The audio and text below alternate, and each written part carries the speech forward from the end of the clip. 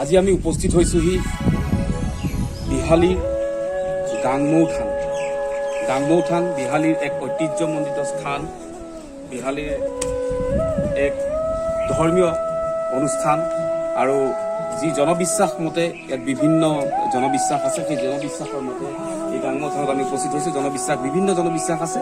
কি ধৰণে গাংমৌ থানৰ নাম পৰিলে, এই নামাঙ্কন কেনেধৰণে হ'ল, কি ধৰণে ইয়াত শংকৰদেৱে আহি কেনেধৰণে ইয়াত ছমাহকাল তেওঁ ইয়াত থাকিছিলে, তেওঁ ইয়াত সময় পাৰ কৰিছিলে, গুৰুজনাৰ ইয়াত কেনেধৰণে সময় পাৰ কৰিছিলে, তাৰপিছত 7 বছৰ ছমাহকাল তেখেতে ইয়াত সময় পাৰ কৰিছিলে, তেখেত ইয়াত আছিলে গুৰুজনা নিজেই। আৰু সেইকাৰণে এই ঠাইডোখৰ ইমান ঐতিহ্যমণ্ডিত হিচাপে ঘোষণা হৈ আহিছে। আমাক আমি ভিতৰলৈ লৈ যাওঁ আপোনালোকক। ইয়াৰ ভিতৰৰ পৰিৱেশটো আমি দেখুৱাইছোঁ। খুব ধুনীয়া পৰিৱেশ, এক ধুনীয়া বকুল গছৰে আৰম্ভণিটো হয় আৰু ভিতৰ চৰা আপোনালোকে ইতিমধ্যে দেখিছে খুব ধুনীয়াকৈ। এই ঘৰে হৈছে সেই নামঘৰ, সেই স্থান যি স্থানত শংকৰদেৱে 7 বছৰ ছমাহকাল পাৰ কৰিছিলে আৰু লগতে ইয়াত সংস্কৃতৰ পৰা হয় কিছু অনুবাদ কৰিছিলে। সেইখিনি বিষয়ে আমি পিছত ইয়াৰ ব্যক্তিৰ পৰা আমি জানিম। আৰু এই গাংমৌ থানৰ যি এক ঐতিহ্য আছে, তাৰ যি তথাকথিত যি আমি শুনিবলৈ পাওঁ, সেই ঐতিহ্যখিনি, সেই কাহিনীখিনি, কিছু কাহিনী আছে, সত্যৰ লগত প্ৰতিষ্ঠিত কিছু কাহিনী আছে। সেই কাহিনীখিনি আমি ককাৰ মুখেৰে জানিব বিচাৰিম। সেই কথাখিনি কিছু ককাই কৈ দিব। ইয়াত এতিয়া গুৰুজনা 7 বছৰ ছমাহকাল ইয়াত আছিলে। থকা অৱস্থাতে জগন্নাথৰ পৰা আহিছিলে গুৰুজনাৰ ওচৰলৈ। তেখেতে ভাগৱত, সংস্কৃতৰ ভাগৱত উপহাৰ মূৰতে লৈ, তেতিয়া দিনততো আৰু গাড়ী মটৰ নাছিলে, খোজকাঢ়ি আহিছিলে ইয়াৰে গুৰুজনাৰ ওচৰলৈ।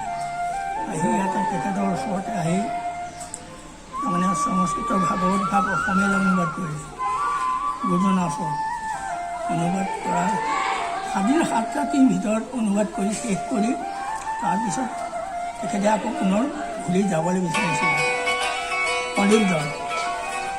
তাৰপৰা তেখেত যাবলৈ ওলোৱাত তেতিয়া গুৰুজনাই কৈছিলে যে এই বৃদ্ধ অৱস্থাত তুমি আকৌ ঘূৰি পেলাই জগন্নাথলৈ যাব নালাগে, তুমি মোৰ লগতে থাকা। তেতিয়া গুৰুজনাই পণ্ডিতজনে ক'লে যে মোৰ এটা দক্ষিণা কৰিবলৈ থাকিল জগন্নাথত, সেইকাৰণে মই যাব লাগে। তেতিয়া তেখেতে ক'লে যে তুমি দক্ষিণাটো ইয়াতে কৰিলেও হ'ব। তেতিয়াহ'লে কেনেকৈ কি কৰিব লাগিব আপুনি কওকচোন। মই উপাসনা কৰাৰ ঠাইতে তুমি 1 বিটামান এটা গাঁত খান্দা। তেতিয়া গুৰুৱা দেশমতে তেখেতে গাঁত এটা খান্দিলে। খন্দাৰ পিছত বৰগছৰ পাত 2টা আনিবলৈ ক'লে। বৰগছৰ পাতো আনিলে। তুমি দক্ষিণা হিচাপে কি দিয়া তাতে দি পেলাই তুমি সেৱা জনোৱা। তেতিয়া তেখেতে বৰগছৰ পাত 2টা আনিলে। আনি তলতে গাঁতটো খান্দি পেলাই তলতে এটা পাত দিলে, দি দক্ষিণা হিচাপে এটা সোণৰ মোহৰ দিলে, দি ওপৰত আকৌ এটা পাত দি মাটি দি পেলাই ঢাকি থৈ দিলে। ঢাকি থোৱাৰ 3 দিনমানৰ পিছত তেখেতে সপোন দেখিছে পণ্ডিতজনে যে তুমি দিয়া বস্তুটো মই পালোঁ। তাৰপৰা তেতিয়া তেখেতে ৰাতিপুৱা শুই উঠি আহি গুৰুজনাক কৈছে যে প্ৰভু মই এনেকুৱা এটা সপোন দেখিছিলোঁ। হয় নেকি? তুমি কালি যে দক্ষিণা কৰিছিলা গাঁতটো খান্দি পেলাই চোৱাগেচোন।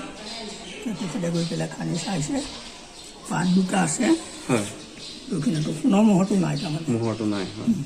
গতিকে সেইটো কাৰণে আমি জানো ইয়াৰ পৰা জগন্নাথলৈকে এটা তেতিয়াৰ দিনত সম্পৰ্ক আছিলে। তাকে আজিও তাৰমানে আমি তাকে মানি আছোঁ। হয়, সেই যে আপোনাৰ আমি ইয়াত দেখিবলৈ পাইছোঁ যে এটা হাত নথকা আপুনি ইয়াত আমি মূৰ্তিয়ে দেখা পাইছোঁ। এইটো কিহৰ মানে কেনেধৰণে? সেইটো মূৰ্তি তাৰমানে সেই নদীত গা ধুওঁতে পোৱা মূৰ্তি। কিহৰ মূৰ্তি আমি বিশেষ একোৱেই নাজানো। আৰু নাও এখন আছে, নাওখনৰ কিবা?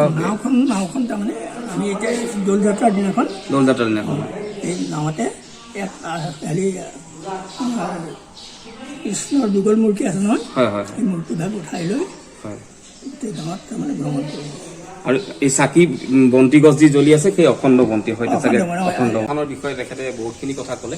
তাৰ লগতে আমি জানিবলগীয়া এটি খুবেই গুৰুত্বপূৰ্ণ কথা হৈছে যে গাংমৌ নামটো, গাংমৌ সেই নামটো নামাঙ্কিত কি ধৰণে কৰা হ'ল বা গাংমৌ নামটো কিয় হ'ল, সেই কথা আমাক ককাই বুজাই দিলে। মানে ইয়াত আগতে আছিলে দফলা ৰাজ্য। হয় এই দফলাই তাৰমানে ইয়ালৈ কৰ নিবলৈ আহি থাকে গুৰুজনৰ ওচৰলৈ।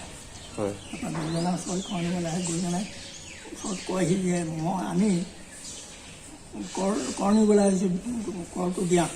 হয় মই ধৰ্মহে কৰিছোঁ, আকৌ কৰক মই কৈ পাতিম। শংকৰদেৱে কৈছিলে। শংকৰদেৱে কৈছে, শংকৰদেৱে কৈছে কৈছে কি তই ধৰ্ম কৰিছ? নহয় মই ধৰ্ম কৰিছোঁ, মই ইয়াত খৰচ দিবলৈ নাই।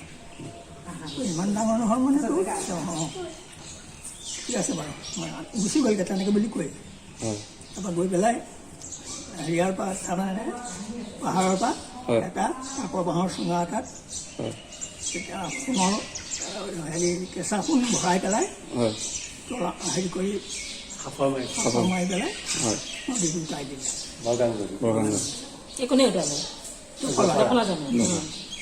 এই ধৰ্মৰ জেগা বুলি যে ক'লে সেইটো প্ৰমাণ চাবৰ কাৰণে অঁ উঠাই দিলে। তাৰপৰা আহিল নদীত উঠাই দিলে, আহি তাৰমানে গুৰুজনে য'ত গা ধুৱে সেইখিনিতে আহি লৈ পেলাই তাৰপৰা গুৰুজনে গা ধুবলৈ গৈছে। ইফালৰ পৰা ঘূৰি পকি আহি পেলাই আকৌ ঠেঙত লাগে গুৰুজনে, ইফালৰ পৰা আহি গুৰুজনৰ ঠেঙত লাগে। তেখেতৰ লগত পালি পঢ়ি আছে নহয়, হয় সিহঁতক কৈছে এইটো কৈছোঁ বামলৈ দি দিলে, এইটো থৈ দিবিচোন যা হয় এনেকৈ বুলি ক'লে। কোৱাত তেনেকৈ নি পেলাই থৈ দিলে। তেতিয়া গা পা ধুই গুচি আহিলে। আহি পেলাই আছে তেনেকৈ কেইদিনমান থকাৰ পিছত দফলা আহিলে। আকৌ আহিছিল দফলা আহি পেলাই ধৰ্ম বুলি জেগা বুলি যে কৈছিলি, হয় মই এটা বস্তু পঠাইছিলোঁ, আহিছে দে এতিয়া এইটো কোনে সুধিছে? দফলাই দফলাই সুধিছে সুধিছে তোৰ ধৰ্মৰ জেগাত। তাৰপিছত কৈছে এতিয়া চিন্তা কৰিছে আৰু পটককৈ মনত অহা নাই কি বস্তু ৰাখিছিল, কি বস্তু দিছিল। তাৰপিছত আৰু তেতিয়া মনত পৰিলে আৰু কৈ পেলাই তেখেতসকলক সুধিলে সেইদিনাখন যে পাইছিলোঁ চুঙাটো কি কৰিলে? আমি লৈ আনিলে দেখোন। সিহঁতে পালি পঢ়িয়াবিলাকে নি পেলাই সিহঁতক দি দিলে। দি একদম এতিয়াই সিহঁতে চুঙাটো দেখিলে ধৰি ধৰি সেয়া কৰি শংকৰত শৰণ লৈছে। শৰণ লৈছে। মই আৰু এইখন জেগা এৰিলো, পাহাৰে যাম আজিৰ পৰা আমি ইয়াত কৰ ল'বলৈ নাহোঁ। ঘৰ ল'বলৈ নাহোঁ। আৰু এইখন হ'ল তাৰপৰা খাবলৈ কিবা বস্তু আছে নেকি সুধিছিলে। হয় হয় তাৰমানে এতিয়াতো অন্য বস্তু একো নাপায়। নদীখনৰ পাৰত আমলখি আছিলে, আমলখি আছিলে সেই আমলখিকে খালে, খাই পেলাই আমলখি খাই নদীত পানী খাই দিলে। মিঠা কি মিঠা পালে, সোৱাদ পালে আৰু গতিকে সেয়ে গাং খাওঁ। ধানটো আৰু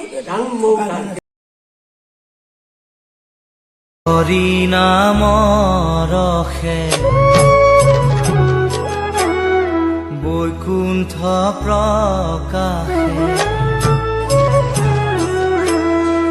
হৰি নাম ৰখে বৈকুণ্ঠ প্ৰকাশে, প্ৰেম অমৃতৰ